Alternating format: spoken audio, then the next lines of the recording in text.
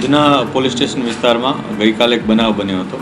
આ હત્યાના બનાવમાં મૂળ 4 આરોપીઓ સ્થળ ઉપર હતા અને 2 આરોપીઓ કોન્સ્પિરસીમાં હોવાનું ફરિયાદીએ પોતાની ફરિયાદમાં નોંધાવ્યું હતું.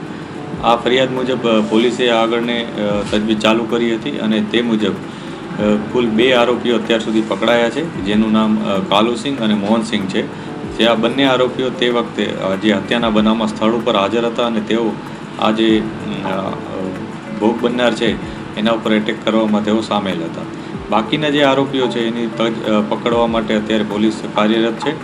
અલગ અલગ આરોપીઓ માટે જુદી જુદી ટીમો બનાવી છે. આ ટીમો પોતાની રીતના એના ઉપર વર્કઆઉટ કરી રહ્યા છે અને આરોપી જલ્દીથી જલ્દી પકડાઈ જાય એ માટેના પ્રયાસો ચાલુ છે.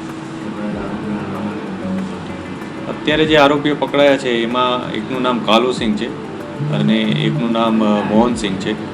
આ બંને આરોપીઓ અગાઉ પણ ભૂતકાળમાં ઘરફોડ ચોરીને આ પ્રકારના ગુનાઓમાં સંડોવાયેલા હતા. જે પોલીસને પ્રાથમિક વિગત મળી છે અને જે ફરિયાદીએ નોંધાવ્યું છે એ મુજબ જે ભોગ બનનાર છે એણે આશરે 1 મહિના પહેલાં પુણે મહારાષ્ટ્રમાં જે આરોપીઓ છે એમાંથી 2 જણાને ચપ્પુના અથવા કોઈ ધારદાર વસ્તુના ઘા મારીને એ લોકોને ઈજા પહોંચાડી હતી. આ ઈજાના અનુસંધાને આ લોકો પહેલેથી એના સાથે દ્વેષ રાખી અને બદલો લેવાની ભાવનાથી આરોપીને ભોગ બનનારને એ લોકો શોધી રહ્યા હતા અને એ બનાવવાનું એમ શોધતા ગઈકાલે તેઓએ ભોગ બનનાર ઉપર એટેક કર્યો હતો અને આ રીતના એ લોકોએ એની હત્યા નિપજાવી હતી.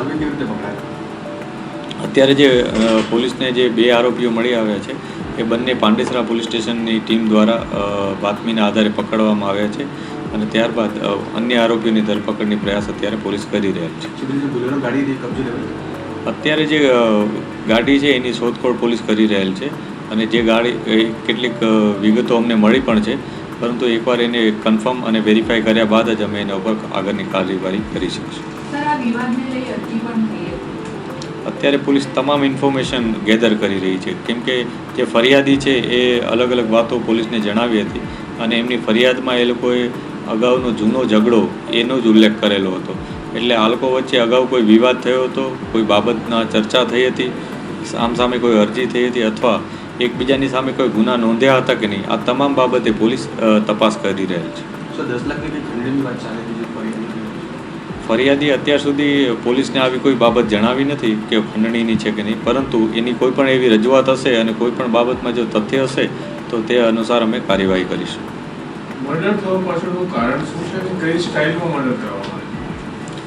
મર્ડર જે બનાવ બન્યો છે એના મુખ્ય કારણ ફરિયાદીએ 1 મહિના અગાઉ પુણેમાં ભોગ બનનાર અને ફરિયાદી વચ્ચે આરોપી વચ્ચે ઝઘડા થયાનું મુખ્ય કારણ જણાવેલ છે અને ત્યારબાદ જે આરોપીઓ છે એ લોકોએ તલવાર લઈ અને ભોગ બનનાર ઉપર એટેક કર્યો હતો અને આ રીતના તેની હત્યા નિપજાવી હતી. બંને પરિવારો વચ્ચે ભૂંડ પકડવાને લઈને કઈ રીતે ગેંગવોર ચાલી હતી?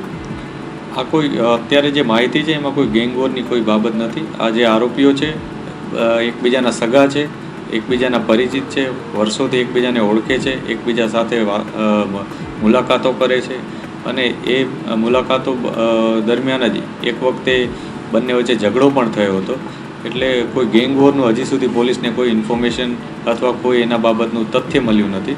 તે છતાં પોલીસ તમામ એંગલથી તપાસ કરી રહેલ છે કે આને પાછળનું શું કારણ છે, કોઈ અન્ય કારણ છે કે નહીં, એના ઉપર પણ અમે ઇન્વેસ્ટિગેશન કરી રહ્યા છીએ. કેટલા આરોપી છે?